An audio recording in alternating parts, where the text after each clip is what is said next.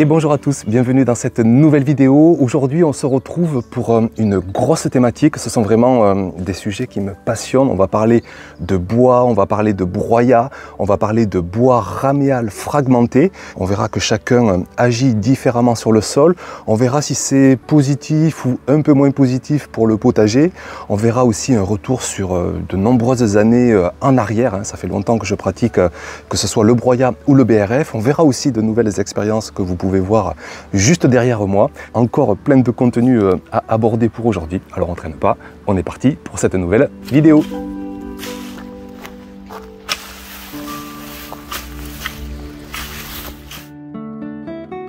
Alors on attaque directement avec la différence entre d'un côté du BRF et d'un autre côté du broyat.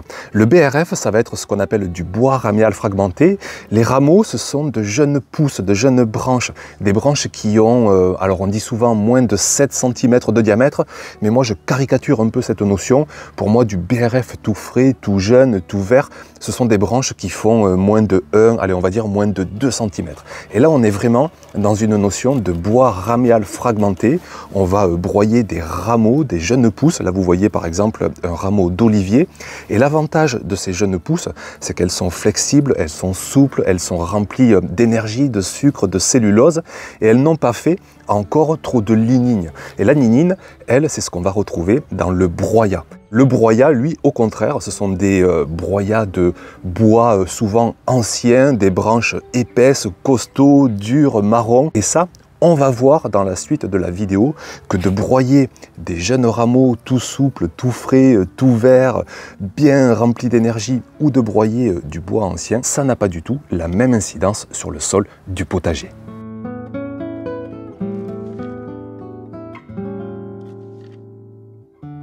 Alors on revient d'abord sur le broyat, avec essentiellement du bois bien costaud, bien ancien, bien épais, bien dur, qui développe beaucoup de rigidité, de lignine. Et ça, moi je suis conscient, et les connaissances, notamment scientifiques, le disent et le répètent, on a maintenant beaucoup d'études à ces sujets. Ces apports de bois très carbonés vont demander beaucoup d'azote dans le sol, notamment les premières semaines, les premiers mois, parfois même les premières années si votre sol ne travaille pas à toute vitesse. Donc moi, ça m'est arrivé d'en utiliser quand je taille des gros arbres, quand je taille mes fruitiers. J'ai même fait venir parfois des bennes, des paysagistes qui ne savent pas quoi faire de leur broyat. Et comment je l'ai utilisé pour ne pas trop générer de fin d'azote dans mon potager, j'en ai mis essentiellement dans mes allées pour mieux gérer l'enherbement. Et du coup, 1 an, 2 ans après, je me retrouve à récupérer du compost de broyat qui s'est décomposé petit à petit. Et ce compost, là je ne risque plus ensuite de fin d'azote, eh bien je m'amuse par moment à le mettre sur mes parcelles pour continuellement améliorer le sol de mon potager. Ça m'arrive aussi d'en mettre sur mes parcelles, peut-être que l'année dernière vous m'avez vu dans les vidéos à ramener du broyat très grossier, notamment de la déchetterie. J'hésite pas à récupérer des broyats du village, surtout que maintenant les pesticides sont interdits, donc il y a très peu de risques que ces bois soient avec des mauvaises particules. Donc je ramène ça, ça complète mes propres résidus végétaux et j'en mets, mais simplement en paillage de surface. Surtout, je ne vais pas l'intégrer au sol, ça protège mon sol en dessous. C'est un paillage qui est quand même assez costaud, assez durable, même si là, 1 an après, j'ai déjà une grande partie du paillage qui a disparu, qui s'est fait minéraliser, qui s'est humifié en partie, qui continue de constamment améliorer mon sol. Donc du broyat, vous pouvez en utiliser au potager, mais faites très attention, c'est une matière très carbonée qui va solliciter l'azote et nos cultures ont besoin d'azote. Donc attention à ne pas générer de carence, mais on verra tout à l'heure dans la vidéo que de toute façon on peut toujours équilibrer avec d'autres apports pour continuellement avoir de belles récoltes au potager.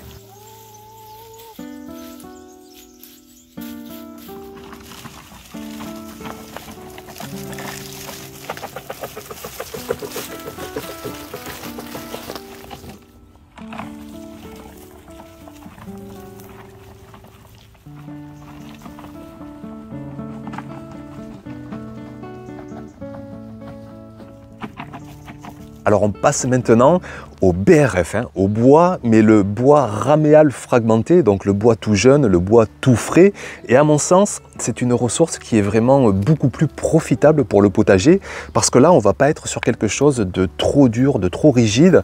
On va être sur une matière qui est quand même assez solide, hein, qui va apporter de l'humus, qui va créer du sol. On n'est pas non plus sur du bois qui va mettre des années à se décomposer. Au contraire, on n'est pas du tout non plus, par exemple là dans mes oliviers que je suis en train de tailler, j'ai aussi des plants de chayote et là vous voyez que c'est très vert, c'est très mou, c'est très flasque. Donc ça va pas générer de sol, ça va pas faire travailler les champignons, ça va pas créer d'humus parce que c'est vraiment trop peu carboné, ça va vite se minéraliser. Par contre, le BRF, lui, vous avez dedans des rameaux, un petit peu de bois tout jeune et là on est vraiment dans un superbe équilibre entre le monde du carbone et le monde de l'azote. On va quand même solliciter les champignons, on va recréer une activité biologique dans un sol tout jeune, hein, et c'est ce que moi je m'attelle à faire dans mes nouvelles parcelles, c'est pour ça que je vais y incorporer du BRF. On va aussi générer une meilleure rétention en eau, parce que tout ça, ça va recréer comme un sol éponge. On va relancer à terme 2, 3, 6 mois, 1 an après, une énorme activité bactériologique, hein, parce que les champignons auront dégradé le BRF et ensuite ça va intéresser les bactéries. Donc vraiment, apporter du BRF plutôt que des choses trop vertes ou plutôt que des choses trop marron, eh bien on est dans un bon équilibre pour restructurer un sol, pour relancer une activité biologique, pour redonner vie vraiment à un sol qui en demande.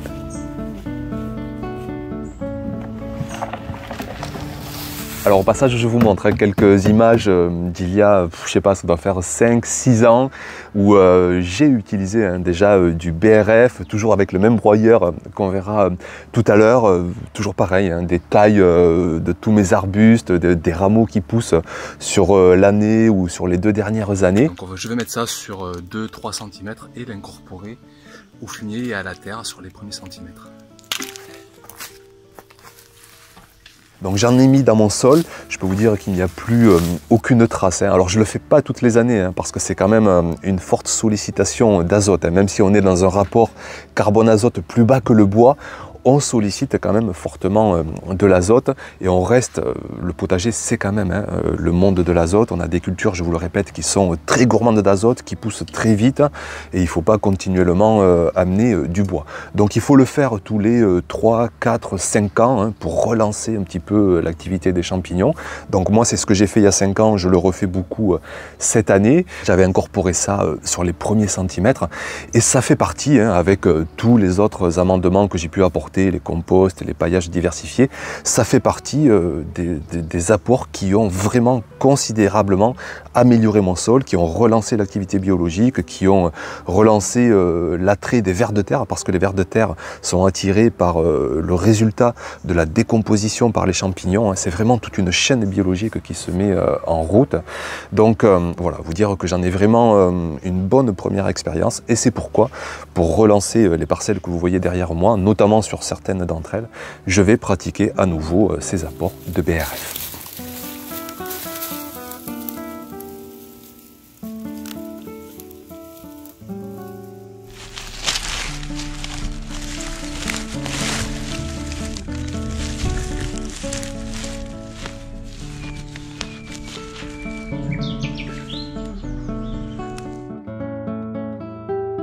Alors pour bien aborder un sujet, il faut aussi parler des contraintes, hein, et le BRF en a, sinon ce serait une solution universelle, hein, il y en aurait dans tous les potagers, il y en aurait dans tous les champs, et c'est très loin d'être le cas.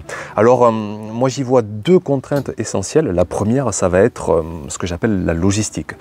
Moi ici par exemple, pour pailler 1 mètre carré avec du BRF, il me faut presque 1 mètre cube de branchage, ça va me donner une bonne grosse brouette de broyat de BRF, et je vais pailler 1 mètre carré. Donc il me faut du temps, je peux vous dire que j'y passe au moins une demi-heure. Donc si vous avez 100 mètres carrés, ben voilà, il vous faut trouver 50 heures de temps. Il vous faut du matériel, il vous faut du broyeur, il vous faut du transport si jamais vous allez chercher le broyat ailleurs. Donc tout ça, ça a un coût énergétique, un coût logistique, un coût matériel, un temps disponible. Et si on le compare par exemple avec les engrais, hein, même des engrais naturels, il faut juste une poignée pour fertiliser 1 mètre carré. une poignée par rapport à 1 mètre cube, bon bien, ce sont des coûts logistiques, énergétiques différents. Donc ça, il faut le mesurer. Et puis ensuite, l'autre contrainte, ça va être la fin d'azote. Ça maintenant, il y a des tonnes d'études, on a des années de recul. Moi je sais que depuis la première fois où j'avais abordé ce sujet il y a 5 ans, on n'avait pas encore toutes ces nouvelles études qui sont disponibles. Je vous mets les liens sous la vidéo. Et clairement, le BRF a un gros effet dépressif d'azote sur les premiers mois, voire même sur la première année. On a des résultats économiques pour les professionnels qui sont pas à la hauteur. Et même 2-3 ans après, les résultats économiques sont, comment dire, ils ne sont pas miraculeux. C'est juste qu'on va relancer un sol, qu'on va relancer une activité biologique, qu'on va capturer du carbone et que si on rajoute des enjeux à la fois écologiques, à la fois de sol, avec l'envie de produire du légume, et bien là, à mon sens, on a vraiment un réel intérêt à utiliser du BRF dans son potager.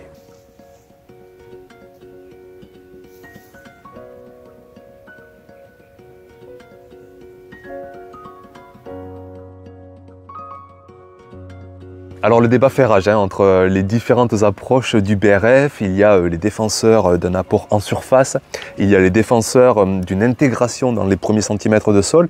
Mais comment dire, là aussi il y a quand même maintenant des vérités qui se dégagent, on a le recul sur de nombreuses années. Je vous mets justement une capture d'écran d'une des études qui résume bien cette problématique d'intégrer le BRF ou de juste le laisser en surface.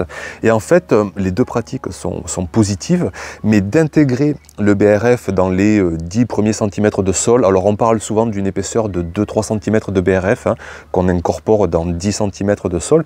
Et bien forcément ça va aller plus vite en fait. On va mettre en contact le BRF de façon maximale avec l'activité biologique déjà présente dans le sol.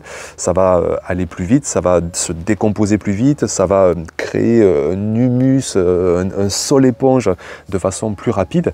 Mais par contre on va perdre l'effet positif du paillage. Et un paillage de sol, ça protège du soleil, ça protège des excès de pluie, des excès de chaleur, ça protège vraiment l'activité biologique dans le sol. Puis aussi le fait de laisser son BRF en surface ou de l'intégrer, ça va agir sur la fin d'azote. Il faut le savoir, si vous intégrez le BRF, vous aurez une fin d'azote qui va être plus rapide, plus violente, alors que si vous le laissez en paillage, vous aurez aussi une fin d'azote, mais beaucoup plus légère, beaucoup plus espacée sur le temps. Et si votre sol d'ailleurs est déjà bien riche d'azote, d'autres apports, eh bien vous ne verrez pratiquement pas de signes sur vos cultures au potager. Donc, comment dire, moi ici par exemple, je suis du signe de la balance, alors forcément qu'est-ce que je vais faire sur cette nouvelle parcelle derrière moi? Eh bien je vais à la fois incorporer une partie de mon BRF et ensuite, une fois que l'intégration est réalisée en partie, je rajoute une couche de BRF en paillage, comme ça j'aurai, je l'espère en tout cas, les effets bénéfiques du BRF intégré dans le sol, mais aussi l'effet bénéfique du BRF en tant que paillage pour bien protéger mon sol en dessous.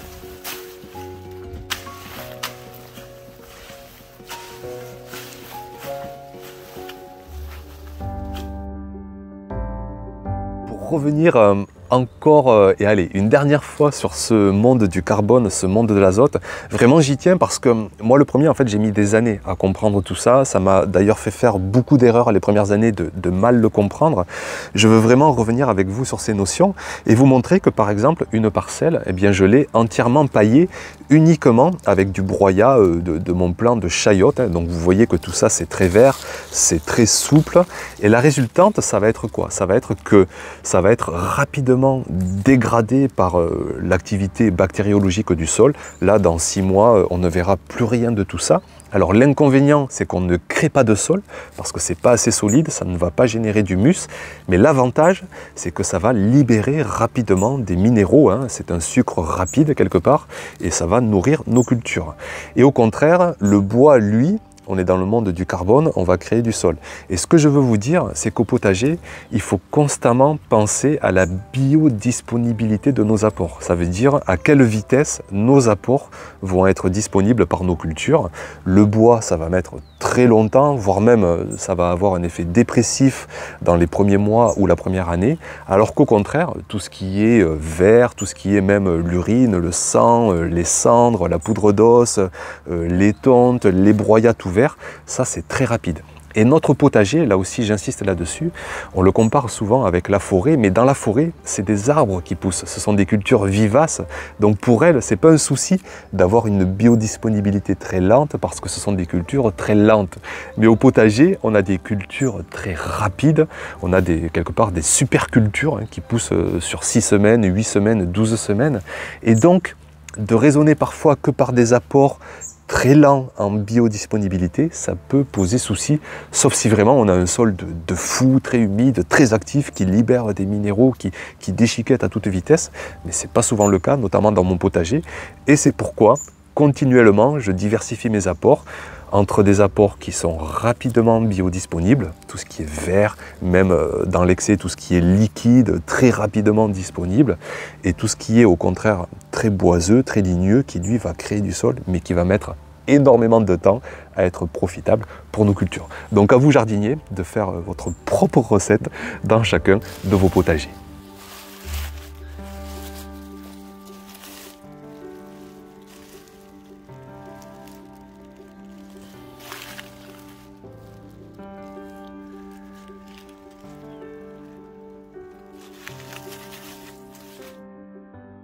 Alors pour les variétés, les essences de bois qu'on peut utiliser, là aussi on a la chance d'avoir maintenant pas mal de recul, pas mal de vérité qui se dégage, et on peut en ressortir qu'il est vraiment préférable d'éviter tout ce qui est conifère, d'éviter tout ce qui est thuya, d'éviter tout ce qui est laurier.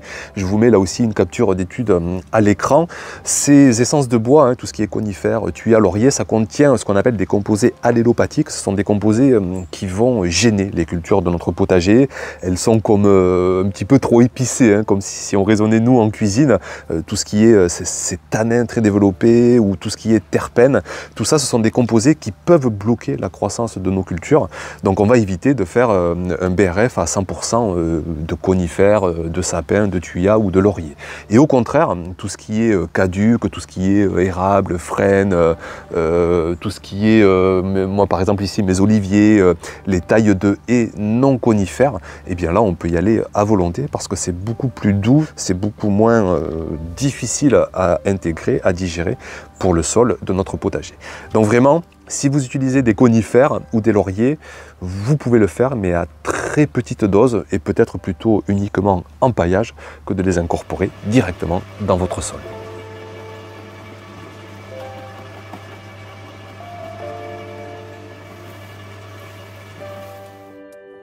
Je finis avec des questions qui reviennent très souvent sur le BRF, quand est-ce qu'on taille, qu'on broie, qu'on met au potager, et puis aussi le broyeur à utiliser. Alors là, je vous parle à la fois de connaissances et d'expérience. Donc sur la période, pour mettre du BRF, là ce sont plutôt des connaissances qui sont unanimes, et il vaut mieux faire ça à l'automne. Alors c'est encore mieux début, milieu d'automne, parce que vous avez encore une activité biologique très conséquente au potager, il fait encore assez doux, et d'apporter votre BRF à l'automne, vous allez réduire la fin d'azote au printemps, même si elle peut encore avoir lieu. Puis concernant le choix du broyeur, et bien là comme souvent, ça va dépendre de votre contexte. Moi ici, je l'ai choisi sur plusieurs critères. Alors déjà l'aspect pécuniaire, un broyeur c'est un coût de départ, ça va de 50 € pour les tout premiers prix à 5000 € pour les plus costauds thermiques. Donc moi j'ai pris vraiment un milieu de gamme parce que j'ai quand même du volume à passer. J'ai pris un électrique parce que je voulais pas trop de nuisances sonores, j'ai des voisins et j'ai pas envie de faire un boucan énorme. J'ai pris un système de broyat à turbine, ça me fait vraiment des couteaux qui tournent, là ça me fait vraiment du broyat que je trouve efficace.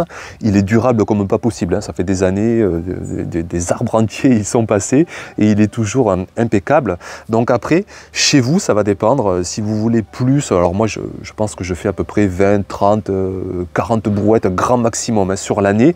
Si vous visez plus que ça, allez vers du thermique, plus cher. Attention aussi à la sécurité. Plus c'est costaud, plus il faut faire attention, mettre du matériel de sécurité. Même moi d'ailleurs, je devrais en mettre, même à cette échelle de broyage. Et puis si au contraire, si vous avez juste 1, 2, 3 brouettes, essayez des solutions premier prix. Alors je sais que c'est pas très durable, c'est pas très efficace, mais peut-être ça pourra vous dépanner. Donc mon broyeur, je vous mets la référence sous la vidéo si vous voulez voir duquel il s'agit en détail, mais vous dire que vraiment j'en suis pleinement satisfait dans mon contexte de potager.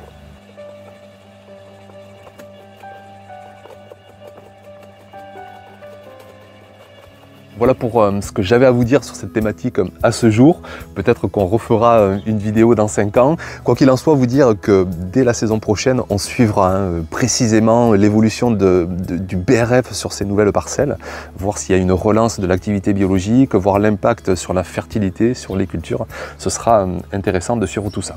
Merci pour votre attention, votre visite, et puis à bientôt bien sûr pour de prochaines vidéos. Ciao!